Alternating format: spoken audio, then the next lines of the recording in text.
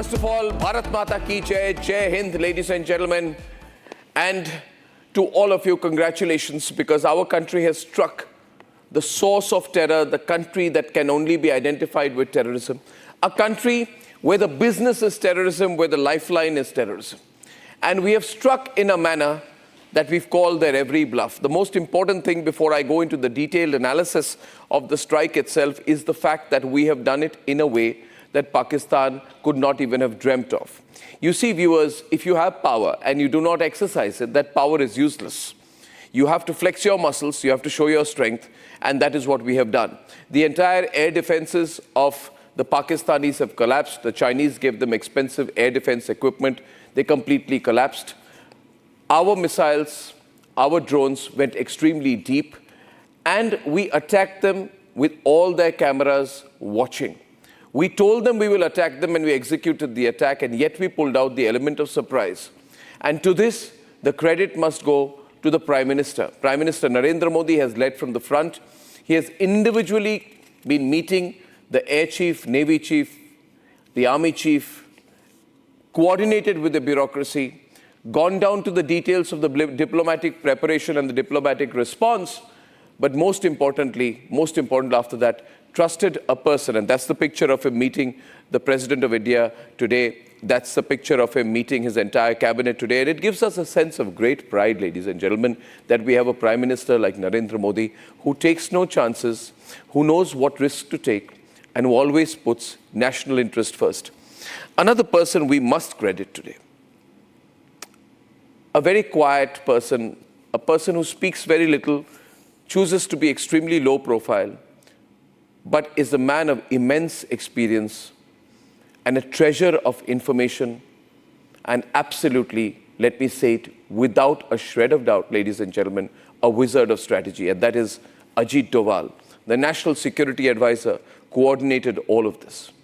I've spoken to several people at various levels, and what we learn is that the National Security Advisor, Ajit Doval's role was very, very critical in working with the Army, Navy, and the Indian Air Force. Ajit Doval is very focused on covert action, on information, and on intelligence.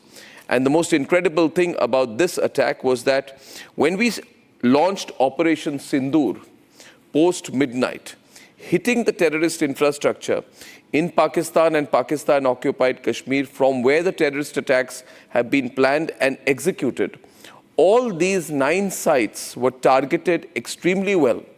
And that's where the role of the NSA came in. They were surgical, selective, and totally precise. They were focused. They were non-escalatory in measure. The NTRO identified and confirmed the targets. And after the targets were identified, for a period of time, they were under constant surveillance, so that we were clear that these were precision strikes. We were not wasting our weaponry on the Pakistanis. And the final clearance was approved by NSA Doval after he was completely sure that the timing was right, the locations was right, and the strategy was right. Of course, then the defense forces came in on the levels of execution, which happened at various levels. So we must begin by complimenting the strategic guidance of Prime Minister Narendra Modi and the fantastic strategic thinking of Ajit Doval, ladies and gentlemen. We are proud to have them in the positions that they are, because we feel safe when that happens.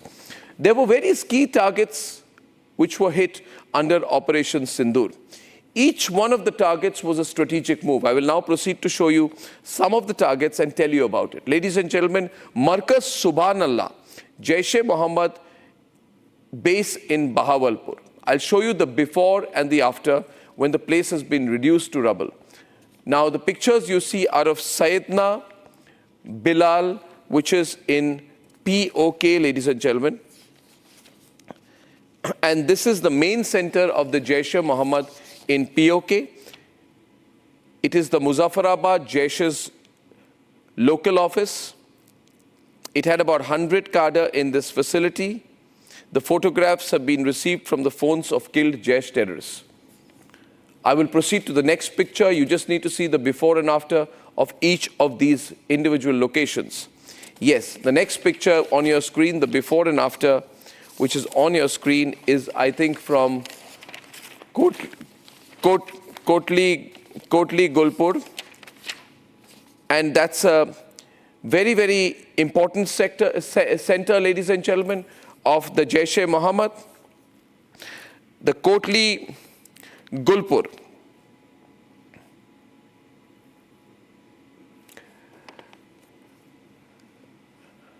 If you see the pictures, you will see that it's been reduced to rubble. This is the mix of satellite pictures. These are places where high-profile operatives have been working. Kotli Gulpur, ladies and gentlemen, which is in Pakistan-occupied Kashmir. The next set of visuals today is from Bhimber in Pakistan-occupied Kashmir. The next set of pictures which I have for you is Kotli Abbas. Kotli Abbas is a critical Jaish-e-Mohammed stronghold led by Qari Zarar, a close aide of Abdul Rauf Asghar. It had a capacity of 125 terrorists. This is the key to infiltration routes and terror operations in Jammu and Kashmir. This is where they indoctrinate people and send them. Many of these pictures have been received, of course, through intelligence agencies, and some of the pictures we're showing right now are of the moments of the attack. The next picture I'm showing is from Sialkot, ladies and gentlemen.